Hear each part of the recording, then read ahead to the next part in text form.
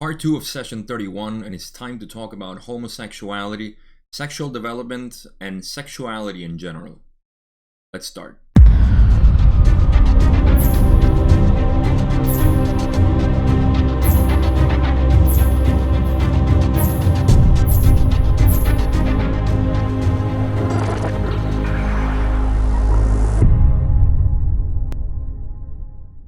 In the first part, we discuss sexual energy transfer in a little bit more depth that we had in the past, and I cut it up until that point because of the length of the video itself. As you can see, there's a lot to talk about in sexuality, but this time I also wanted to have a separate video on the topic of homosexuality because it can get very heated, and you can understand why, in terms of the community and how they perceive it, because the answer that Ra gave can be a little controversial. So there's a lot of interpretations in the topic on homosexuality. I mean, from the people from LNL research, mainly talking about Carla and what she said, saying that Ra was wrong to a degree. Other people have said that he wasn't wrong or they weren't wrong, but there was another interpretation. And it depended actually on the question specifically that Don asked. So we're gonna get into all of that. My big caveat here is that, as usual, just take my interpretation as a platform from which you can make your own conclusions and decide, how it is. I'm gonna try my best with the limited knowledge that I have on the topic and on the general metaphysical principles and everything else, to give my best interpretation, unbiased as much as possible. But I will throw in, of course, my own perspective and views on how we perceive sexuality in general and the specific topics. We have to mix a lot the society factors and so many things that come into play. So I hope this is controversial in the way that it encourages the argument of exploring a little bit more what homosexuality is and actual sexuality in general. We'll get into that and what's my point in all of this, but just wanted to give that brief introduction to what we're going to talk about, what I can take out and what other people have said in terms of the interpretation of this part of the material. So before getting too much hyped up on this, let's go into the question that we left over from last video, and we have a lot to talk about, or I have a lot to talk about this. So let's begin by reading the question that started everything. Don says, we have what seems to be an increasing number of entities incarnate here now who have what is called a homosexual orientation in this respect. Could you explain and expand upon that concept? Ra says, entities of this condition experience a great deal of distortion due to the fact that they have experienced many incarnations as biological male and as biological female. This would not suggest what you call homosexuality in an active phase were it not for the difficult vibratory condition of your planetary sphere. There is what you may call great aura infringement among your crowded urban areas in your more populous countries, as you call portions of your planetary surface. Under these conditions, the confusion will occur. Okay, so you can see already because of the language itself, and if one of the things that always caused trouble in the raw material was the semantics and what we attribute meaning to words. So also the perspective in which what Ra is saying and the topic that they're talking about can be of some sort of judgmental. It's a sensitive topic. I mean, there are so many things, but when they say that entities of this condition experience a great deal of distortion, this is going to get a little bit more clear as we get into the other questions, but they're talking about it from a metaphysical point of view. And remember, we were talking about sexual energy transfer prior. So these are important to take into consideration.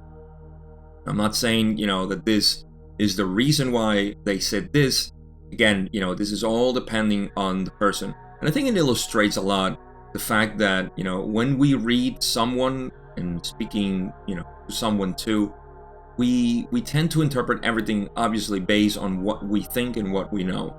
So one of the key, the objective stuff that we can take out of here is that they're saying that there is a great deal of distortion due to the fact that, first of all, and we'll get, we'll expand more on this, that these people, these homosexuals, have had many incarnations as biological male and as biological female.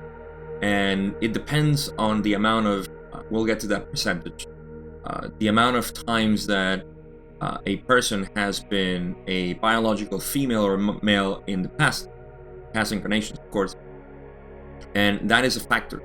So this would not suggest what you call homosexuality in an active phase, were it not for the difficulty vibratory condition of your planetary sphere, meaning that this would not incur in homosexual behavior if it wasn't for the difficult vibratory condition of our planetary sphere. So again, this is all about the development of our society in the planet and everything that. So see already how many factors are already coming into play to distinguish what we perceive as homosexuality, which is to me a bloated and beaten case, probably too much, and that's why it gets all this hype. It shouldn't be that much of a big deal, and it shouldn't be that much of a controversy either. It's an orientation, it's an inclination. It's like people liking certain foods, gardening, or whatever it is. It's blown out of proportion. But in any case, what they're saying is that this gets exacerbated by the conditions of our planet, the vibratory conditions. Again, when they talk about vibratory conditions of the planet, they're talking about so many things that involve the consciousness of the planet and where we derive our actions, behaviors, our complexities, the type of behaviors that we get through conditioning of the culture and so on. So there's more to say when they say there is what you may call a great or a infringement in our crowded places, and this is what they call the cities. The cities obviously are super crowded, and the distortions in behaviors there are very clear, not in homosexuality alone, but in so many other ways. Because when you have overcrowding, you have a strange reaction to people. We've all seen the example of somebody who plays like it's sick in a city, or feels like it needs to go to the hospital or something like that, and there is dozens and dozens of people just walking over this person not caring, whereas it takes probably, I don't know, I forgot the number, but it's dozens of people until somebody finally stops and says, "What's going on? Are you okay?" There is bias. I've seen this also, and I thought it was a funny thing, like how people react to a girl that wanted to just get help. Of course, it was the typical stereotype, girl with the body and young, in her prime, very, very descriptive in the way that she was dressing, and the whole idea was that they put a pole or a bicycle attached to a pole, and she wanted help to get it detached or broken, and she got help right away from all kinds of strangers helping her out. Of course, guys, that wanted to just get some points with this girl, so they helped her out. And then they did the same thing with a male, a black male, and he was trying to get help for the same thing. He got no help at all. So you can see that there in the city, there is always this distortion in terms of behaviors with one another. So that's what they're saying here. In the urban areas, this also gets exacerbated because of the conditions that we have and the confusions that occur in terms of what we naturally and spontaneously do, which is service to others. This again will get clearer as we go through, but these serve as examples of how people behave in cities. And this is a great point to just mention that these all these elements that play. This is just the external parts of the culture that influence people, and in the city specifically, this plays a big role. So, of course, speaking of that, Don is going to ask a really good question and says, why does density of population create this confusion? Ross says, the bisexual reproductive urge has its goal, not only the simple reproductive function, but more especially the desire to serve others being awakened by this activity. In an overcrowded situation where each mind-body-spirit complex is under a constant bombardment from other selves, it is understandable that those who are especially sensitive would not feel the desire to be of service to other selves. This also would increase the probability of a lack of desire or blockage of the red ray reproductive energy ray. So, let's go back a little bit. I want to read every specific slide here. So, now we're talking about the bisexual reproductive urge, right? The bisexual reproductive urge, we're already talking about the biological need for having sex. And the biological need for having sex is not pleasure. It is to reproduce. That is the first goal, and they also talk about the red energy transfer. So they're already talking about that. We know that between homosexuals, this is not possible. It's a simple law of nature. So they're saying that the bisexual reproductive urge has its goal, not only the simple reproductive function, but especially the desire to serve others being awakened by this activity, meaning that the reproduction act, or that is, it's already allowing the possibility of service to others. So it's awakened by this.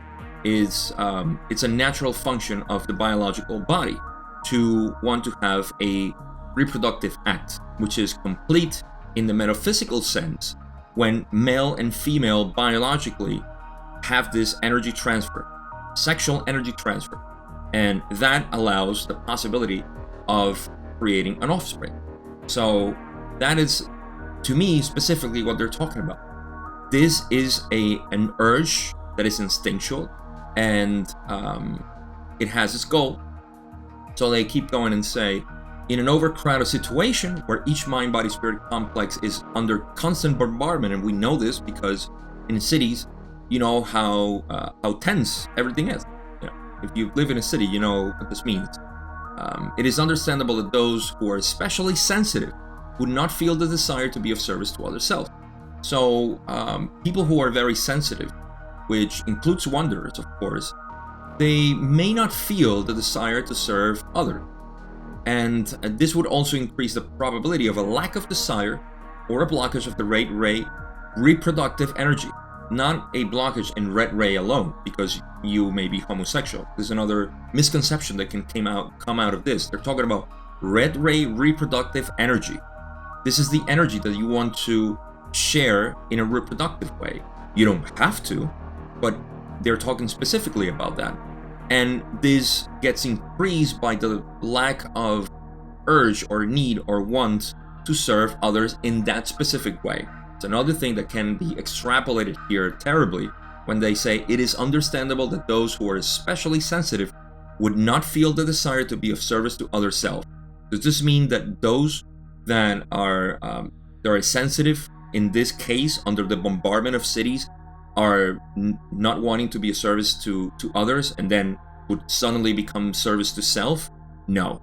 Would they want to be in the sinkhole of indifference? No. They're talking specifically about the desire to serve other selves in the aspect of sexual energy transfer with the purpose of reproductive goals.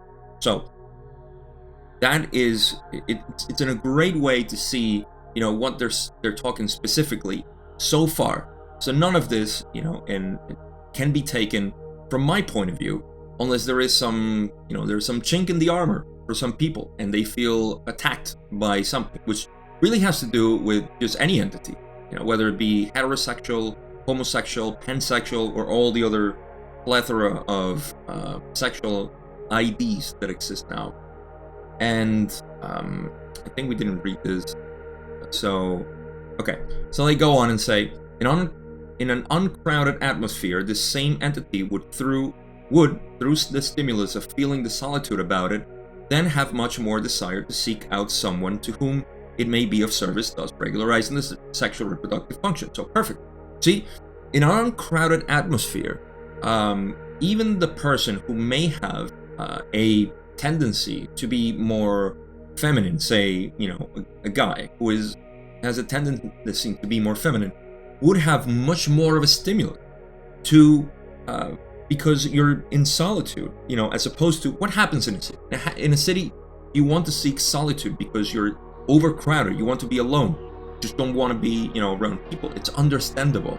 It is so overwhelming to live in a city. So every time, as much as you can, you're trying to be in your own bubble because you're so overwhelmed by everything that's happening, not only in your mind, because the city is just tremendously stressing, but people around you and the noise and all the chattering and the alertness and the survivability that is going on. So you're seeking solitude. So in the opposite happens in rural places, that people feeling solitude would want to engage more with other people. In this engagement, they would find more the possibility. I'm not saying that homosexuality doesn't happen in rural, of course, but they're talking about the tendency of this happening and the exacerbation of how certain environments actually create this tendency. So again, this rural places would, and once again, see how they're talking about the desire to seek out someone to whom it may be of service, thus regularizing the sexual reproductive function. They would be more inclined. I would tend to think, I've known people who are gay and they wanted to have kids, and so they have found willing partners who wanted to have a baby and not have a relationship. Yet they wanted to have a baby because it was just their desire. So this is more in line with the reproductive function. Of course, there's heterosexual people who don't want to have babies, and they just simply enjoy sexual energy transfer in other ways, not in the red ray. So there's a lot that Ra was going here about the reproductive function, which is by nature homosexuals are incapable of doing. So they're talking specifically about that. And remember, from the past questions, we were talking about the sexual energy transfer, which can only happen between a biological male and female because of just the nature of how things are. There is a polarity, so it can only be experienced by opposites. Polarity cannot experience itself by the same. In this way, we're talking about polarity as in the effect of sexual energy transfer. Obviously, there is a physical interaction that happens in the sexual interaction between two people of the same gender, and that is fine, but there is no sexual energy transfer as it is, and that is just a metaphysical reality. It's not something that is it's bias or anything. It's it's the same thing as why homosexuals, whether it be two women or two men, cannot have a baby together. That's just nature, and being at odds with that is just being at odds with how things are. So in the same way, it must be perceived that when they're talking about sexual energy transfer, they're only talking about that specific function in terms of homosexuality. There are other things that, of course, get controversial. So we'll finish this up and then wrap it up with something else that I included here. It's a little bonus to this fascinating session. So let's go to the next question that Don has. It says, roughly, how many previous incarnations, shall we say, would a male entity in this incarnation have had in the past as a female to have a highly homosexual orientation in this incarnation? Just roughly. Ra says, if an entity has had roughly 65% of its incarnations in the sexual biological body complex, the opposite polarity to its present body complex, this entity is vulnerable to the aura infringement of your urban areas and may perhaps become of what you call an homosexual nature. So here we get the percentage. This is just a tendency, okay? There is the biological manifestation of the entity.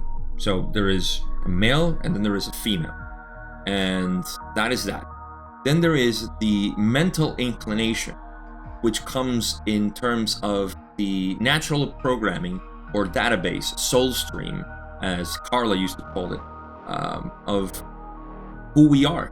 And so if you have had 65% or more of a opposite gender of what you are right now, then you would have a tendency to identify yourself more as the opposite gender.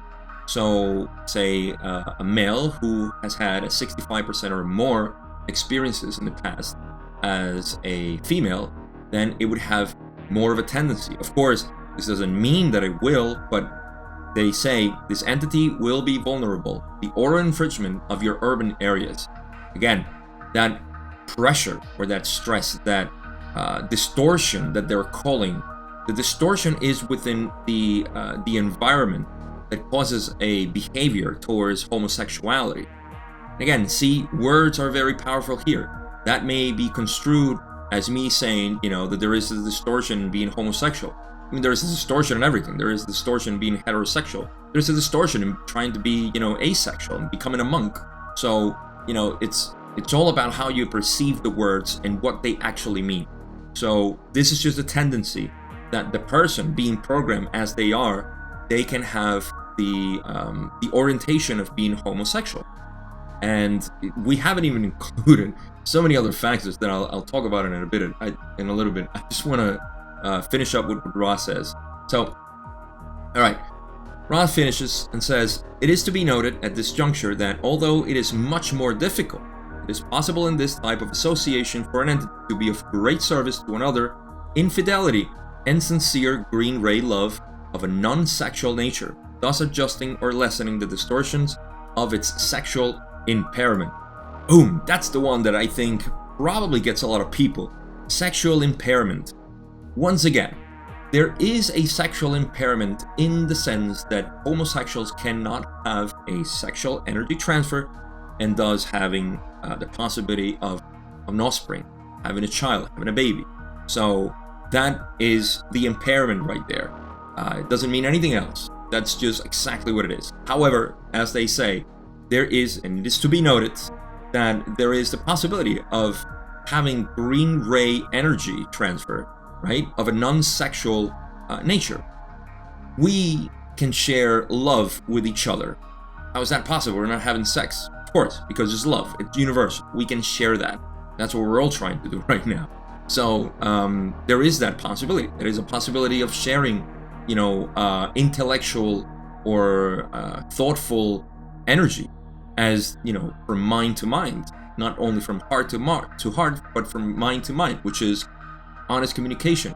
We can share sacramental experiences too. So all of this is transferred that can occur. And what cannot happen is sexual energy transfer, because again, if you likened the polarity of electricity, you need to have these two polarities for it to work.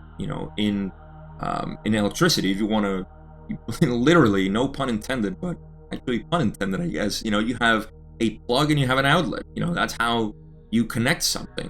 And likewise, we call it female and male. So there is the transfer of energy, and that's how it's happening metaphysically.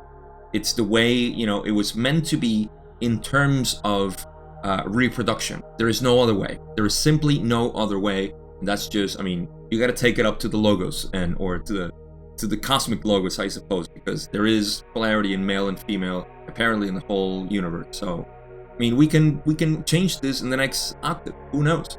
So, this is important also to mention because there is the possibility of green ray transfer between people who are homosexual. Now, here's my take, and I want to get just a couple of notes here of the amount of stuff that we have to consider. First, when we're talking about homosexuality, there is and after this I'll finish it with the bonus that I have in homosexuality. Hopefully it doesn't get too long. But when we're talking about homosexuality, we're talking about just a very broad term in terms of what's happening with the individual. First, there is magnetic attraction, which we discussed before. That magnetic attraction is what attracts people independently of their gender, because of the balance of polarized male and female. That attraction will occur. To be attracted to a man or to a woman. That is just how it is. Now, there is biological polarization, which means your physical polarization, who you are, you're a male or you're a female, and how you feel within that. That is your also with the mental polarization. So there is an interaction between your biological polarization, as it's represented, and your mental one. So you will feel, that too. That is another factor to put into play to kind of like piece together an entity who may have an attraction and we haven't even gotten there, a sexual orientation. So with those three in mind, you already know that you're piecing together an entity that has an inclination, that has propensities, that has and I'm merely talking about just the programming of the mind, of the biology, and the magnetic result that will happen with that.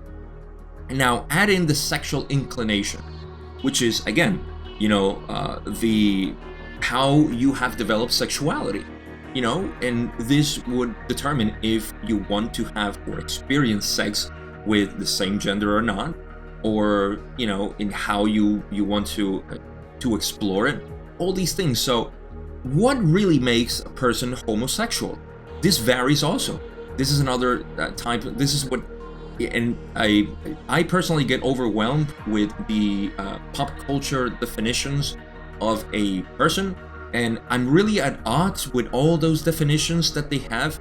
Not because I have something against it, but more because it confuses and also separates even more people in our definitions. I think it's enough with all the divisions that we have. So now we have all these distinct acronyms and different ways of identifying. People want to use them, it's all well and good. I have nothing against that, but it's just confusing even more and more people. Not so much for the external people, but also for the person that is identifying itself, that is coming new to this. Think about all the teenagers now who are exploring sexuality now. And now it's almost like studying, academics to see, well, I don't know if I identify with this, but I like this and I wanted to explore this. So does this mean I am this? I mean, it just creates so much of a confusion. And again, that's just my 2 cents there. So identity, but it's important to mention it because identity is what really creates the person. Identity is what the person feels that it is. So homosexuality, bisexuality, asexuality, pansexuality, I mean, all these things really create this idea that I am this. And I'll throw in something that it's quite important to keep in mind, because we have all these factors, right? We have the male and female biological polarity, the mental one, magnetic attraction, and we have specific sexual inclination and the identity of the pen. So all of this just get together, and you can see that you just have one big mess that you have to figure it out. So you put at last, some sort of tag onto something. And what is tagging? Tagging is the opposite of unity. Tagging is the definition of something that is not reality. Anything that can be described is not reality. And even this whole content, the whole raw material, is completely unnecessary. It is nonsensical stuff for the essence of reality. And this is where I want to take, a small oasis and bring you down to the true essence of reality. Reality is not definition. Reality is not concepts. It's impossible to conceptualize reality, because the moment you label something, it goes away, it changes. It's changing, it's morphing, it's shaping into something different. That's just the nature of it. It's like trying to name a sound. The sound, it ended already, and you can have a replica of it, but it would not be the same. So did you just name something in the past, or are you naming a pattern? Patterns is what we name, but patterns are changing all the time. So in reality, there is no true definition of anything. Doesn't mean that there is no reality. We obviously experience one. It's just that we shouldn't be too focused into naming, identifying, or conceptualizing anything. And the more you get into trying to control a specific set of patterns in our apparent reality, the more you are going to be at odds with everything else. Because it's like trying to grab water with your hands and grasping it firmly, and you cannot feel it. All you can feel is your grip, your fists, or your fisting in the way that you are trying to grasp water, because you want to feel it. To feel the water, all you need to do is relax and let it flow through your hands. You can feel the current, you can feel the water, you can feel the cold, the exchange of energy between your hands in it and the water, and that's just how you perceive reality. In the same way, our brains are too fixated in this society to try and create a specific one thing that everybody can agree on, and you must respect what I believe on this. That is just mental strain that is causing you to have a brain hemorrhoid, if you will, that will cause you pain and itchiness and all kinds of embarrassing situations in society because there's an itch in there. So you need to scratch it. So I'm not sure how I got to that, but the point is that you want to know that in the end, a lot of the controversy that happens, in terms of homosexuality and the way it's perceived in the raw material here can be misinterpreted, I believe. And to each their own. This is just my way of saying that homosexuality in general is just a preference. And I've met actually a homosexual friend who was a lesbian for all her life. In fact, when I met her, she was so manly that you could tell she was very feminine in her way, but you can tell she was a lesbian. And I never would have believed that she changed completely, and she realized that there was something in her that she wanted to, she was just distorted by her family in the ways she perceived men. This comes, like I said in the previous video, it could come from that exacerbation. Of course, she was in a city too, which makes it, again, I don't want to bring the whole controversy that, in cities there's more homosexuals, in rural cities. It happens both places. There is just a bigger tendency because there's more distortion in the aura infringement that happens there. And, changed completely. She wanted to have, a kid, and that's it. She felt a different call. That's not to mean that homosexuals need to change. It's just that it happens. Same way as heterosexuals. All their life, they just felt they were heterosexuals, and all of a sudden they just decided to explore homosexuality. Good for them. It's an inclination. It's something that we do, that it just happens, and I strongly believe that the most macho men that exist and have existed are probably, and definitely actually, the most gay people possible, because they are repressing their own need for male contact. And you can see that actually, and I hope I'm not digressing too much here, but just so fascinating. You can see this in the male mentality, the macho guys that want to hang out with their friends and, their wives or women. They are women because it's possession. So much negative orientation there. So, they're just, in the house and they don't deal with them because they're scum and they're, it really gets horrible the way some men act and talk about women. So see the relationship there. These guys were very macho. They are pushing away women and their wives, and women are just sex toys and all this stuff. But all they do is that they just want to hang out with their friends, their male friends, in settings that be, I don't know, bars or hunting or fishing, and all of this. I love how George Carlin used to call it and say, like, all of this is that repression of the gayness inside them. That once they get drunk together, they say, I love you, man, I love you, but I'm not gay. They feel the urge to call themselves and say, oh, wait, I am not gay. Saying, basically, I have a strong feeling for you that I am very afraid to explore. I just want to say when I'm drunk. So, and again, there's so much to play here, and there's so much repression, and the different angles that we can attack this with, or what homosexuality actually is. To me, even if we go, and this would be probably my final addition in this part, is that there is nothing to be proud of, in my opinion, of being any sort of identity. That's just my opinion. Whether you are heterosexual, you're very macho, you're very female, you're very homosexual, you're very anything. That only describes your own lack of acceptance of who you are, that you have to be so proud. It's like being a patriotic. Why do you have to be so patriotic? What's so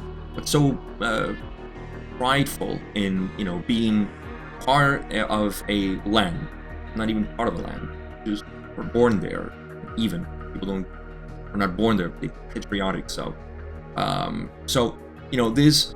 If we see that, and there is, I'm very proud of just liking men or liking women, or, then the bisexual in this case, and now I'm using bisexual in the way that Ra didn't use it, but bisexual people who have a 50-50 on, the likes of women, whether it be sexual or not.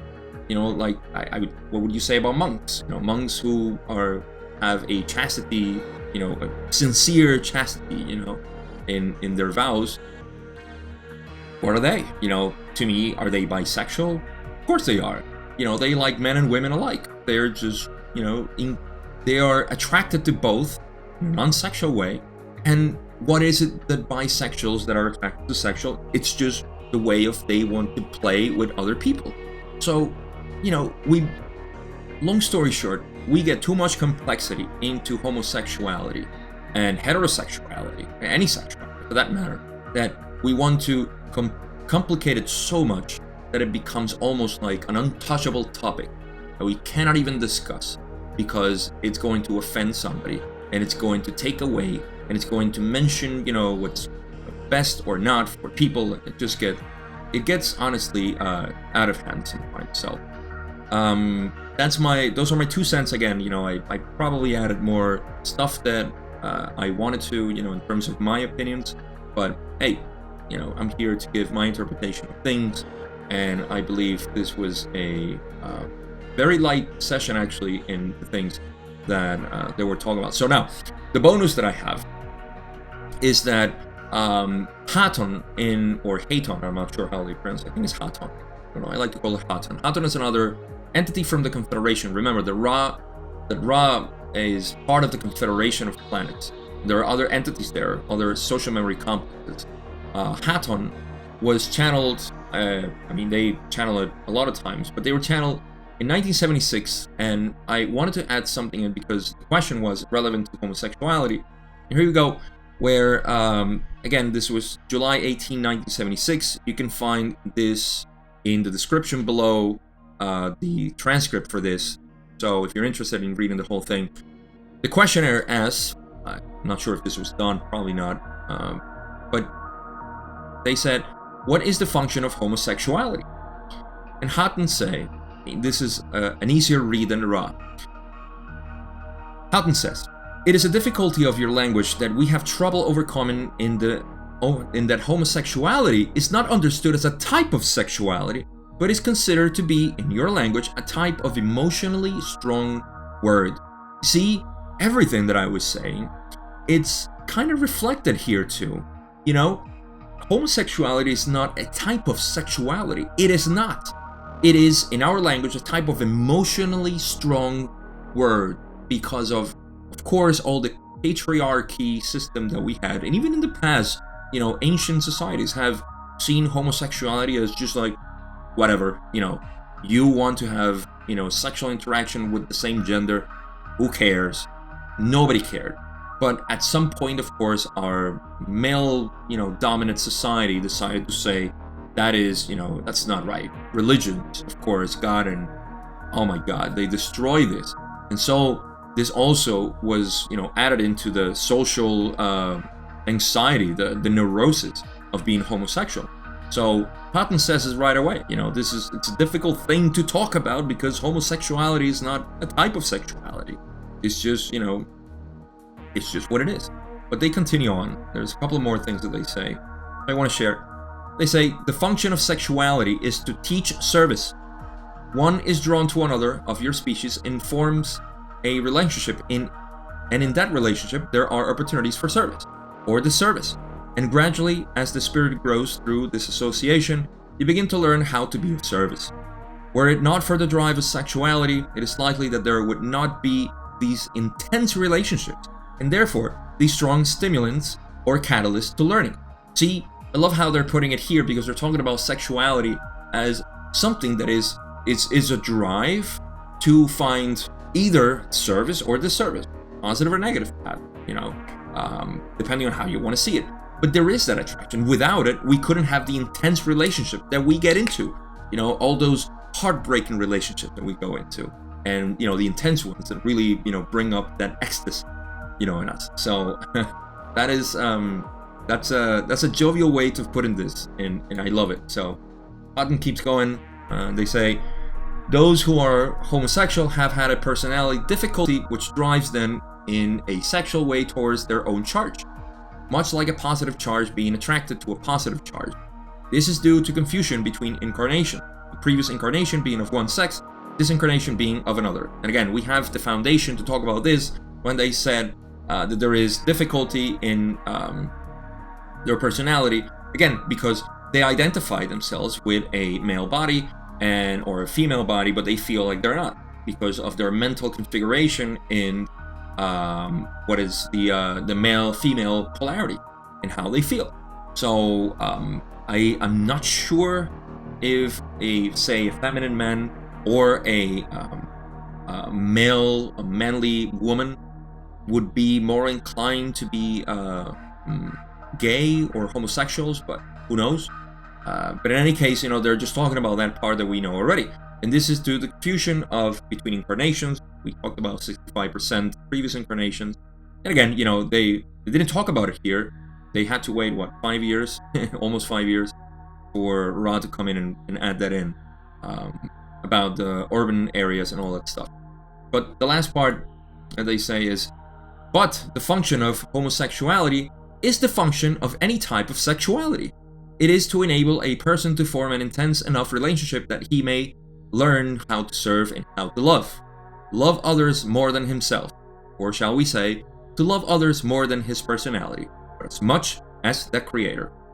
Just a loving way to finish this. So, again, the function of homosexuality is like any other type of sexuality. I know it sounds contradictory because they said that it's not a type of sexuality, then now they say this, but what they're talking about is just like the function of homosexuality in the way we perceive it is to have a drive, to have an intense relationship with somebody and find love, how to serve with love, to love others more than himself, meaning the egoic self.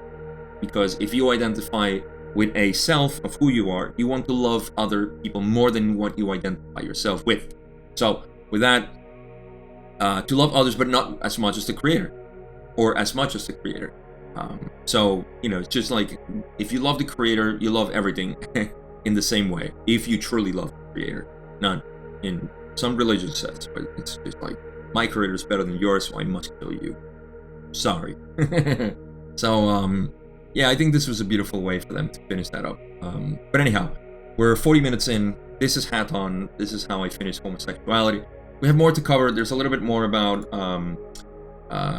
homosexuality here, but Don is going to go on and says, Timothy Leary, infamous, doing research, wrote that at the time of purity and up through that time, there is an imprint occurring on the DNA coding of an entity, and that, for instance, sexual biases are imprinted due to early sexual experiences or some of the first sexual experiences of the entity. Does anything like this actually happen? Ra says, this is partially correct due to the nature of solitary sexual experiences.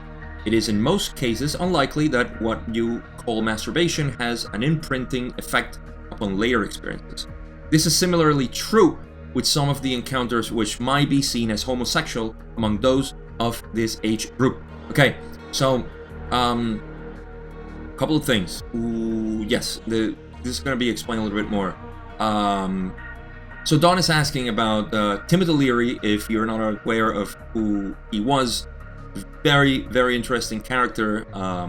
Go check him out. He was, I believe, was in the 60s and 70s. He was like, his best friend was Ram Dass. They had such a funny story together. And he was very into psychedelics and, you know, opening society in so many ways. So I'm actually curious to find out this research that he did. He was a psychologist also, I believe. And you know, this research about DNA imprinting, which it's a kind of scientific way of knowing. We know that DNA comes actually more programmed from the metaphysical. We know that the source is more important than the manifested physical energy, space-time energy as we perceive it. But you know, in any case, DNA on the side. Ra is talking about the this imprinting, not so much in DNA. It's actually they say due to the nature of solitary sexual experiences. I'm going all over the place, and the question was actually if intense experiences, you know, or these early experiences have an imprint into who we are. So Ra says yes, sexual experiences in solitary in most cases are unlikely, which what we call masturbation. Even though masturbation can, you know, in my opinion, can have a very intense impact in how we imprint ourselves and how we perceive now with this new experience. But to say it doesn't, so I don't know. I kind of disagree a little bit there. So they say this is similarly true with some of the encounters which might be seen as homosexual among those of this age group, meaning teenagers, I suppose, you know, that have homosexual interactions with each other. Doesn't mean that much of an imprint, but they keep saying these are often instead innocent experiences or exercises in curiosity. However, it is quite accurate that the first experience in which the mind-body-spirit complex is intensely involved will indeed imprint upon the entity. For that life experience, a set of preferences. Okay, I read that terribly. So, in essence, these early experiences, even though I do disagree a little bit with the masturbation, it could be, they say, well, they do say that not in all cases, it's unlikely, not impossible, but it's unlikely that masturbation has an imprinting. Because I guess they're talking more about the intense experiences that happen in the nature of interaction between two entities. So, just finishing up with the interaction, even in homosexuality, saying teenagers or even children, does not have an imprinting, as a lot of people have, you know, huge fears. You know, my son was playing with another kid, you know, and they were naked, and you know, they probably don't think about it too much with girls, but whatever. Our society is just sick. That's just how we are. There is not so much of imprint as curiosity. I mean, think about it. As a child or as a teenager, you're just curious about what's happening around you. You know, what's going on in the world, and you know, we are the ones with our biases trying to think that this can have some sort of, you know, traumatic effect or something happening. So, however, it is quite accurate in the first experience in which the person who is intensely involved will have an imprinting on that entity, so or that experience itself, and it will create a set of preference. This makes sense. If this is so common, and I've seen it with so many people that I have given counsel to and been, you know, privy to their experiences and their intimacy, is that you know, a lot of traumatic effects is child abuse. Child abuse is by far the most think about it. When you're a child and you have nothing, whatever the experience is, whether it be pleasant or unpleasant, most of the time it's unpleasant. You know, you will have some sort of it's like a momentum that it will drive you there. So people who've had any child abuse, most of them very unpleasant, then they would have some sort of traumatic, you know, reaction to certain things, and they would be not inclined to have certain orientations in sexuality. They would be very confused at times too. So you can see how we're adding now another element into the whole play of how somebody identifies itself sexually. You know, I think I've beaten the horse already dead. The dead horse, too much. I deaded it too much. Um, but you know, in terms of the labeling, just the entity itself, without putting a label of homosexual or anything else, just its own sexual preferences, the plethora of possibilities out there, get really, you know, narrowed down by the experiences. You know, this is strongly something that happens in our society. We do have, you know, these experiences that create so much of a misdirection. And see, I'm not saying that there's anything wrong with the person, aside from the fact that they're pretty traumatized, and they're closed up to having experiences with other people, not even sexual, but just being around. I mean, depending on how intense this is. So, but conversely, this also can be, you know, say, you know, somebody who has a very pleasant experience, and, you know, it could be sexual interaction, you know, of two people that have a very loving, you know, sexual relationship when they're young, and, you know, that really sets up, you know, who they are. And or they could be very intense, you know, orgasmic type of first experience, and it's just this wow, you know, experience. They just want to keep, you know, exploring that. So it really sets up the direction into which they go to. So I think that's as much as I can get out of this. I think I wanted to add something else, but like I said, I can talk about this for hours on. So let's go on to the next question. We still have quite a bit to cover. Don says, does the Orion Group use this, shall we say, as a gateway to impressing upon entity, shall we say, preferences which could create negative polarization? Ra says, just as we of the Confederation attempt to beam our love and light whenever given the opportunity, including sexual opportunities, so the Orion Group will use an opportunity if it is negatively oriented, or if the individual is negatively oriented. So, really good question from Don. And so we're gonna go and explore a little bit how the Orion Group and our own society has been influenced in terms of negativity for sexual orientation. So the Confederation, first of all, the Confederation is watching you while you're having sex.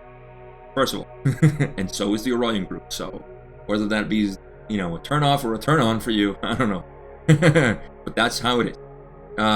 In any case, they are just, yeah, even when you're alone, I'm sorry. They're trying their best to influence you. So the Confederation is actually sending love and light in any opportunity, because whenever there is an intense emotional reaction in the body, especially between two people, and there is the opportunity to bathe these people in love light, or the Confederation, you know, to try to influence telepathically, you know, what is it that they are experiencing.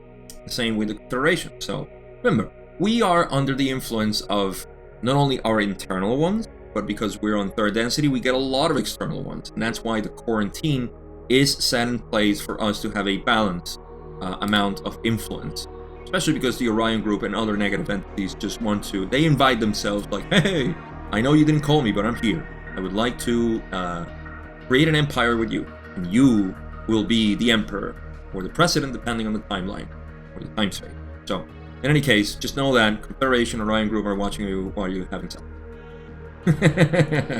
I get a kick out of that. Alright, so Don says in the next question, is there any emotional bias that has nothing to do with male-female sexual polarity that can create sexual energy buildup in an entity? Very confusing question. Don says, Ra says, the sexual energy buildup is extremely unlikely to occur without sexual bias upon the part of the entity. Perhaps we did not understand your question, but it seems obvious that it would take an entity with the potential of sexual activity to experience a sexual energy buildup. Okay, so I feel that Don wanted to ask if there is like an emotional bias of any sort, whatever emotional bias you may have, you know, loving plants, or caring about looking at the sky, whatever, you know, it fills you up, see the sky, sunny day, whatever, that will create an energy buildup that is not associated with, he said, sexual energy, right? Or polarity, with male and female sexual polarity, that can create some, I guess, turn on or horniness, I suppose. I don't know. And that's how I can translate sexual energy buildup. I mean, You have energy, sexual energy building up, you want to release it. So Ra is saying it's extremely unlikely, you know, that something without a sexual bias can occur, you know. So they say it seems obvious that it would take an entity with the potential of sexual activity to experience a sexual energy buildup. So you gotta have some sort of emotional sexuality or sexual emotion for it to be a sexual buildup. That beats me. So anyhow, we go into the next question, where Don says, I was thinking more of the possibility of the Orion group having influenced, say, certain members of the Third Reich, who I have read reports of having sexual gratification from the observation of the, in some cases, the gassing and killing of entities in the gas chamber.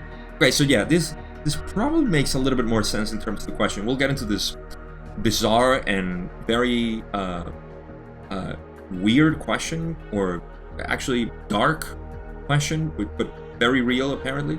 But in any case, the origin of Don's question was if there is any sort of emotional bias that can be built by, say, Orion's influence. This will get a little bit more clear now as I remember from the next question. That could create this energy buildup. So influence from the Orion group, and you know he was talking about the Third Reich, basically, you know, masturbating while killing people, which Ra is going to explain here. Okay, so we get into that. Ra says, we shall repeat. These entities had the potential for sexual energy buildup. The choice of stimulus is certainly the choice of the entity. In the case of which you speak, these entities were strongly polarized orange ray, thus finding the energy blockage of power over others, the putting to death being the ultimate power over others. This then being expressed in a sexual manner, though solitary. Okay, there's more to this answer, but first, they repeat. They say these entities had the potential for sexual energy buildup. Of course, they were already, they had some sort of sexual inclination. That's it. That's all you need. So the choice of stimulus is definitely, you know, a choice of the entity. In the case of which you speak, these entities were strongly polarized orange ray. They had a blockage. For you to be polarized in any energy center, sexually, actually no, let me rephrase that. For you to be polarized in any of the lower energy centers, you have to have a blockage, because what sexual energy, and I'll repeat this, what sexual energy is it's seeking is the transfer, is the it's love. In that sense, it's transferring that love. This is in part the reason why, you know, if you have any blockages in your, say, orange ray, like they're saying, you see others as not even in the yellow. I mean, you're seeing them as the best way to control them. Like they say, the ultimate power over others is killing. So there is that possibility of, you know, if you can control somebody to the point that you have their life on their hand, in your hands, then you have the ultimate control. And that translates as, you know, the most possibly energizing of the orange ray.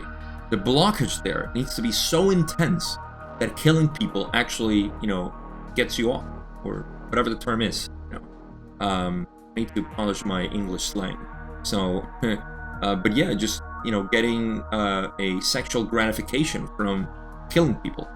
So this is just the energy blockage of the polarized entity in the orange ray. So yes, and of course, you know, this solitary, because they were just masturbating, they weren't, you know, having any interaction with other person while they were killing people. I can't believe, never thought I would say these words, but it is. The Ra continues and says, in this case, the desire would continue unabated and be virtually unquenchable. You will find, if you observe the entire spectrum of sexual practices among your peoples, that there are those who experience such gratification from domination over others, either from rape or from other means of domination. In each case, this is an example of energy blockage which is sexual in its nature. Sexual in the sense that you are trying to dominate other people by having this sort of sexual orientation or preference of what you want to do to the other person. This is so so obvious in the direction of pornography. Pornography in and of itself, was depicted obviously in how men would I wouldn't say dominate women. I don't want to say like at the beginnings it was probably a little bit more artistic than it is now, especially because of the frame of reference that we have with the type of pornography that exists now, which is pretty intense. There's a lot of the sadomasochism type of all kinds of what do they call it even? It's I guess it's preference. Yeah, the preference that exists even in the culture of how you treat other people, whether it be men, mostly against female. But I've seen from reports of my friends, younger friends, from calling younger generation, the people in their 20s, there is a big switch from my generation. I'm in my 39 year. So, people who are in their 20s, they're seeing a totally different generation because, or influence from pornography or sexual education or influence in general, because there is more of this distorted ways of domination over others. So, there's now, of course, more females who are subscribed to this idea of dominating men, and it's just very strange, that we're taking this direction. But hey, the world is what it is. So we can see that now as a reflection of who we are. Not here to judge anybody who likes that type of stuff. That's just how it is. But it is a clear thing, just like we said. Homosexuals cannot have babies. That's just a fact. Then people who have domination over others, then they're having blockages in their lower energy centers. Maybe they're wanting to polarize towards the negative. Good for them, but that's just how it is. Remember, energy, sexual energy is it's seeking love, it's seeking green ray activation. So, all right, I can keep going on with this, but let's go. We have more and more clarifications. Don says, would the Orion group then be able, shall we say, to impress on entities this orange ray effect, or is this the way that this came about? Is what I'm trying to get at. Don is fumbling a little bit here. Is this the way these concepts came about on this planet? Because if we go back to the beginning of the third density, there must be a primal cause of this. All right, so Don just wants to know what's the origin of this distortions that we have. Beautiful answer here. Ross says, the cause of this is not Orion. It is the free choice of your people. This is somewhat difficult to explain. We shall attempt. The sexual energy transfers and blockages are more a manifestation or example of that which is more fundamental than the other way about. Therefore, as your peoples became open to the concepts of bellicosity and the greed of ownership, these various distortions then began to filter down through the tree of mind. Hope you watched the tree of mind video. Into body complex expressions, the sexual expression being basic to that complex. Okay. So, Don's question again goes into asking, is this the origin? Did Orion started it? Did Orion bring about, this distortion towards domination over others and all this stuff? And Ross says, it's kind of difficult to explain, but I'm going to untangle it for you in my own humble and limited interpretation. The origin of all this distortion is that, first of all, it is the free choice of our people. How is that possible? How did we decide to become like this? So, they say, the sexual energy transfer and blockages are more a manifestation of that which is more fundamental than the other way about. Meaning that, it's a manifestation of what is fundamental. We want to have sexual energy transfer. Okay? That's just what we want. And not the other way around. So it's not like we get influence into having some sort of sexual energy transfer. That's not what's happening. It's a natural function of the body.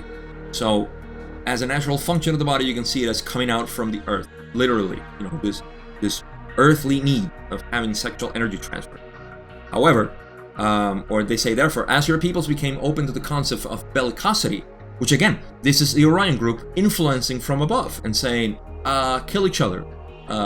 He has a different color skin. He is a different nation. He speaks a different language. He's taller than you. He has a bigger penis than you. You know, so this is bellicosity in its greater extent. So that became, and the greed of ownership. That's another thing. I own you. You are my wife. You are my girlfriend. You are my boyfriend. You are my husband. You are my. So these various distortions then begin to filter down through the tree of mind into the body complex expression. Tree of Mind is our, if you didn't watch the Tree of Mind, go watch that. You have to watch it so you can understand what they're talking about here. Links over here for the Tree of Mind. So you can see that this bellicosity, this inclination that we had for war, kind of went down to the Tree of Mind, and in the Tree of Mind we all share it down to a certain level at the racial or planetary. So this also manifests into our bodies. So now we have that influence for sure. So you can see the complexity of the question being untangled here is that yes, the Orion group influenced from above, let's call it that way, on a natural need that we had through the ownership and bellicosity. So being aggressive and owning. Being aggressive and owning. Does that sound familiar? Typical men from the past trying to be aggressive and dominate women. So there we go. All right. Next part is does the sexual energy blockages, though Orion influence and intensify, are basically the product of the beingness chosen freely by your peoples. Of course. So now that this happened the way it is, then we have the Orion influencing, and intensifying it. It really is the natural part of the body trying to do it. So, hope that made sense. Let's go to the next question. One of the last ones. And the last one, actually, where Don says, I just need to know if this then works through the racial memory to infect the entire population in some way. Does that sort of thing happen? Amazing question. An amazing answer. Too short for my likes, but they did say that this was the last question. So Ra says, the racial memory contains all that has been experienced. Thus, there is some, shall we say, contamination even of the sexual. This showing mostly in your own culture as the various predispositions to adversary relationships, or, as you may call them, marriages, rather than the free giving one to another in the love and delight of the one infinite creator. So, how does this infect us? It does. It infects us in the way that it goes through the Tree of Mind and goes to our own consciousness. So we have that tendency. Remember, wanderers especially are more sensitive to getting infected by the societal complexities that we have down in the Tree of Mind and also in our society expressed as it is maintained. The matrix of things. So we take on these distortions because it's just a natural thing that will happen, and we will have these blockages. I think this is a very, very important point to stress right now, is that wanderers actually have a beautiful potential to take on these distortions. Many wanderers would say, poor me. Why did I have to get mixed, with all this negativity, and now I have blockages and all this stuff? Instead of seeing it that way, see the honor and responsibility that you may have in carrying these distortions, because with that, you are healing the Tree of Mind in the planetary mind. You, by unblocking yourself, if you have any blockages there, you will have the possibility of healing other people indirectly, because we're all connected in our own planetary grid. So it's really important to stress that out, because we have that possibility. Something else they said is that marriage, of course. We had to talk about marriage. So again, I believe when they're talking about marriage, it's not just the monogamous relationship that many people subscribe to. obviously, you know, it's a beautiful way to express your love. Anything, you know, can be beautiful if it's taken with pure love. But also, in what they're talking about in the adversarial relationship is the concept of marriage as something that needs to happen for it to be okay. You know, just like they said, you know, homosexuals are not okay. You don't tell people what to do. You have no authority whatsoever to tell anybody what to do. If you are doing that, you are incurring in negative actions or negative polarity. It's just how it is. You know, you never tell people what to do. So why do we have marriage? Why do we have to, you know, whether it be in the tribe, which I'm sure it happened, you know, some sort of marriage ceremony where, you know, you have to take vows. All of this it's nonsense. Who gave these vows to us? Who gave the 10 Commandments? Orion Group. So, you know, marriage, religious, governmental, obviously, you know, they want to control you. The religion wants to control you and suppress your sexuality. And I love how they phrase it, you know, rather than the free giving one to another in the love and light, free giving. You just want to give it, you know, just want to have, you know, in a free society where none of this happens, then we would have the possibility of just sharing our love and our sexual energy, you know, with anybody, you know, and, you know, curiosity springs on. I'm sure we probably even have terms for homosexuality or bisexuality. It's just, you know, I want to have, you know, dessert today. I want to have, you know, meat. I want to have veggies, whatever. You know, I want to go out on a hike. I want to swim. I want to, whatever. It's just a preference of what you want to do. We don't have that here. So, very limited. And that is actually a privilege. I know how it sounds, but it is. It is a privilege to live in a society like this because there's so much to reflect on and see who you are. So I think this finishes this up. I beat in already the concept of racial memory with the tree of mind and how it seeps into our consciousness. And we're going to end it here. But conclusion, as always. So we took a long voyage into sexuality. We explore the controversial side of homosexuality, in this case, when Ra talked about it, and we can see, hopefully, through my points, that as much as we want to please, there is actually, I didn't include this here, but there is, I read an interpretation that seemed more like a sort of let's go save, you know, our homosexual friends who feel affected by the raw content.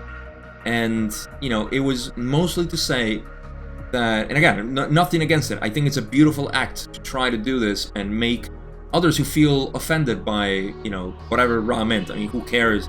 Like, do you think Ra cared, you know, to be... They're not being... They don't see us that way. They barely even see us separate. They say they see us as one being. So, you know, the whole point was, their interpretation was that it was, or when Ra talked about the magnetic attraction and the polarity, they took that as, you know, that is what they were trying to answer, and the distortion was of people who were not inclined to want to be, so basically homosexuals who were heterosexual by nature, and they were inclined to be homosexuals because of society. And the Ra was specifically talking in every question about homosexuality. They were talking about these specific group of people that didn't have a relationship, say with their true, say they wanted to be heterosexual. I don't know. I just don't like those constraints. This is just me. I feel that we're old. We all have the potential to love each other in the same way. And we have certain preferences sexually. That is fine. Two different things. And even those two things can merge together. And we can love and have sex with everybody if we had an open society. If we probably had, you know, I don't know. I'm just going on to the multiplicity of things that we can have or do. Certainly not in this society, not in our human consciousness, the way it is. And probably never happen, may happen in the next couple hundred years if we don't get, you know, harvested totally. But that's just how it is. So, in any case, part of the conclusion is that if anything, I can encourage you, when we took that trip into the oasis of not labeling anything, Labeling you is identifying yourself. Identifying yourself is separating yourself from nature. And nature does not care who you are, because you are nature. Let's put it that way. And there is no distinction. We are all one with everything. That is the ultimate realization. Now, I'm not saying that this is going to, if you have any sort of reference blockages or whatever, that it's going to help you there, or it's going to direct you more towards whatever. That is your entire, decision of what you want to do. But there's the charge, the burden, the load that people have because of the your sexual orientation, whatever it may be. There's a lot of heterosexual. I would even say that heterosexuals have even more repressions than homosexual, for so many reasons, because they don't even know what it is to have, many heterosexual. They don't know what to have, a sexual relationship with another self. So, I mean, there's so much to go on here, but the overarching point that I want to stress is that identifying yourself with the label is what may get you in trouble. Whether you are homosexual, heterosexual, asexual, whatever. Just explore, experience, have fun. Life is about the journey. It's not about the little things that we want to hold on to because we think we are that. Everything changes, and experience is never the same. So with that in mind, again, I could probably go on for another hour, but I'm going to cut it here. This is the end of session 31. I hope you took something of value here. If you did, please subscribe, like, hit the notification bell, share this with anybody. I think this is a topic that is very interesting for anybody. Anybody has a sexual preference or orientation. So my thank you for watching. I will see you in session 32, where we'll talk about a little bit more mixed stuff. There's still some sexual energy transfer there at the beginning, so we'll probably make a little side note and to what we talk about here, and try to put it together with the question that's asked there, and we'll explore that session when it comes. Again, thank you so much for watching. I'll see you there.